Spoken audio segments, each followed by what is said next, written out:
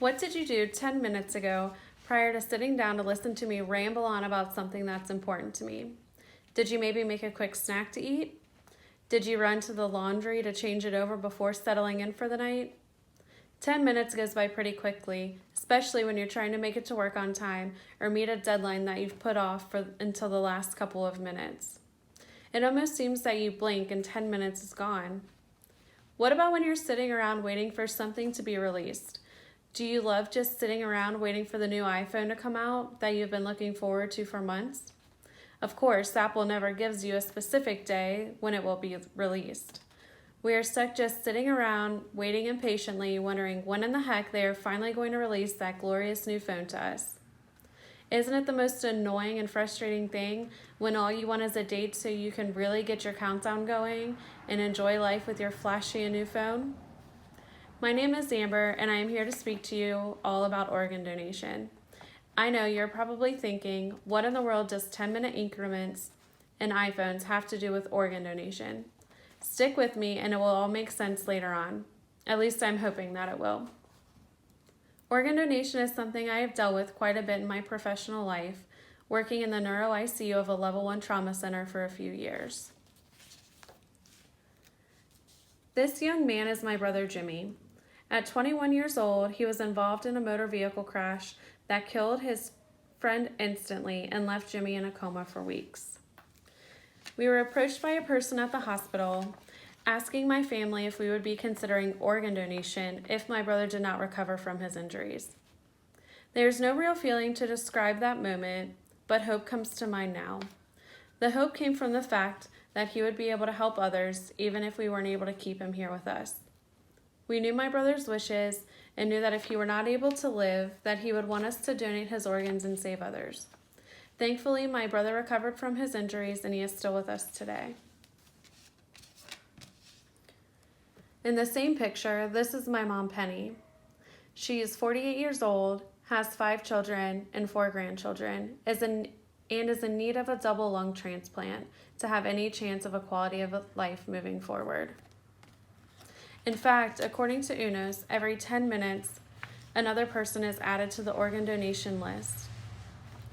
Now, back to that 10-minute thing from earlier. In the time it takes us to pour ourselves a drink and get settled in on the couch to watch our favorite reality show, another person in their family's lives are flipped upside down. That moment for my family was earlier this week. As you can see, I have a strong professional and personal connection to organ donation, which is why I find it is so important that people talk about some of the statistics, some of the false ideas that circulate around organ donation, as well as explain how to become a donor. There are some statistics that I think are important to point out to you. What are the chances that organ donation is going to affect you or someone that you know and love? According to UNOS, 115,040 people are in need of a life-saving organ transplant today. This means that one of those people could be someone that you know and love. The National Foundation for Transplants tells us that transplants are needed for all races and ethnic groups. There have been 2,853 transplants in the last year with 1,410 donors. With there being over 115,000 people needing transplants, you can see that while the 2,000 transplants that have occurred are amazing, there is still a huge need for more donors to help close the gap between 2,000 and 115,000. Organ donation is a choice that people are given. Most think about this being a decision when they renew their driver's license and they are asked if they want to be an organ and tissue donor. While giving the gift of life is an amazing act, there are some myths that could give organ donation a negative outlook.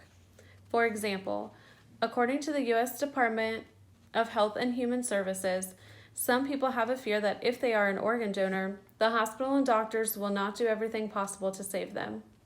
This myth is false. Hospitals and doctors will still do everything possible to save a patient that wants to be saved, no matter if they are an organ donor or not. My brother is a great example of this. The doctors and nursing staff did not give up on saving his life just because they knew he was going to be an organ donor. They continued to do absolutely everything they could, and as I said earlier, my brother is still here with us. Another myth that is brought up by the Department of Health and Human Services is that if someone has a medical condition, they cannot be a donor. This is not the case. Someone with a health condition can still be a donor of organs and tissues. Now, here's the important part. This is how you can make a difference. Become an organ and tissue donor.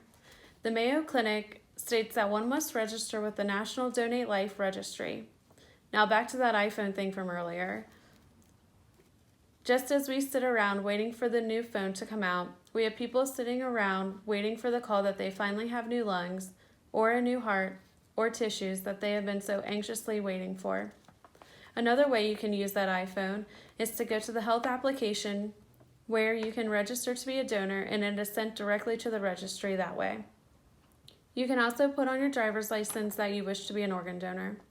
It is extremely important to let your family know of your wishes, but the absolute most important thing you can do is register through that registry. Thank you for taking the time to listen to me, and I hope you'll consider organ donation if it's not something you've thought of before. Every day, 22 people die while waiting on the organ transplant list.